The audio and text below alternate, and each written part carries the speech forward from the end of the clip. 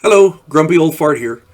I do a lot of family game night videos because I believe families need to bond over tabletop gaming is a good way for families to bond. Let's put it that way. Families don't do enough talking. They don't sit and talk with your family enough these days. And I've listed a number of really good games. A lot of them, some of them are a little more mature themed. Some of them require some significant thought, some strategy, some tactics. I'm going to do one now. This is a game called Tales from the Floating Vagabond.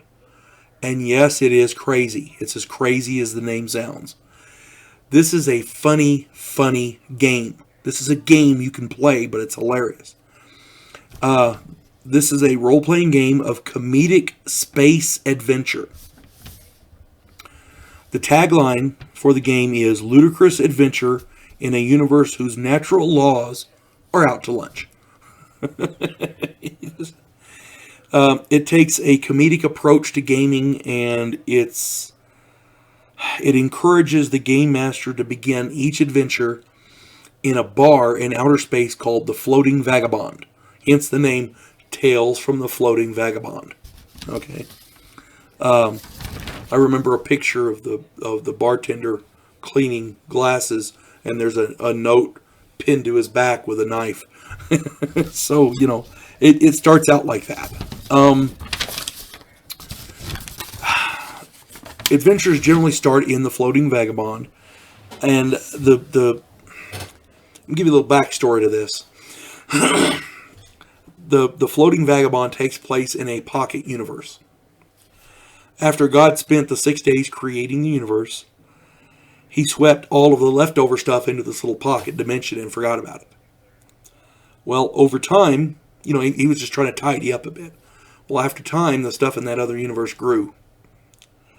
This game came out in 1991 from Avalon Hill, and there's a lot of memorable aspects to this game that are just so funny. In most games, you have a pistol, a revolver, a rifle, a knife, a sword, a rocket launcher, that kind of thing. In this game, you have gun, big gun, really big gun. My God, that's a big gun, and don't aim that at my planet. Those are the categories of guns that you have. Other memorable effects are the Rambo effect, which allows you to dodge automatic gunfire at close range, but only at close range. The trench coat effect gives you a chance to pull any mundane item out of your trench coat, but only if a different party member has already brought up the need for that item. Somebody else has to bring it up, and you can pull it out of your trench coat as long as it's a mundane item. The Rodgers and Hammerstein effect gives you a personal soundtrack that can warn you of danger or other upcoming events. Alternatively, it can give everyone on your side a bonus to morale. The Roy Rogers effect allows you to make any trick shot you can imagine, eliminate all cover your target may be behind. Of course, you can't actually kill anyone except at high noon. The Doolittle effect allows you to communicate with animals, all of which start out being friendly to you. Of course, since they're all friendly, they follow you everywhere. Everywhere you go, there's animals following. The Flynn effect allows you to swing across on a chandelier, vine, or bullwhip without worrying about it breaking, or needing an attachment point at the upper end, or needing to find one, for that matter. Yeah, this is supposed to be a comedy, people, okay? The Schwarzenegger effect allows you to operate without wound penalties as long as nobody ever sees you receive first aid. So as long as nobody sees you receive first aid, you don't got to worry about your wound effects. You can get shot and still operate at maximum.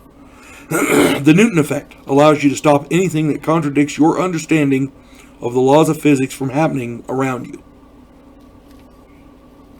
The Escher effect allows you to act in a way that contradicts the laws of physics. The John Doe effect gives you one of those faces with people constantly confusing you for old friends. That's actually kind of useful. The Merlin effect allows you to just know a lot of information about people when you meet them, such as their name, address, what they had for breakfast, and so on. This is an actual role-playing game with dice, paper, and pencil. You sit around a table and you play with your family. This is hilarious. Okay, I played it one time. I wish I could have played it more.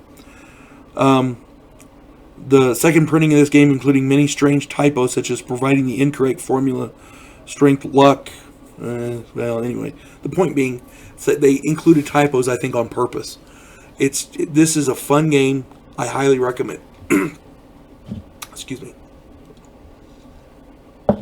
I highly recommend it, and if you get the opportunity to play it, just go with it and enjoy. Okay, that's all you can do. And if you're the game master,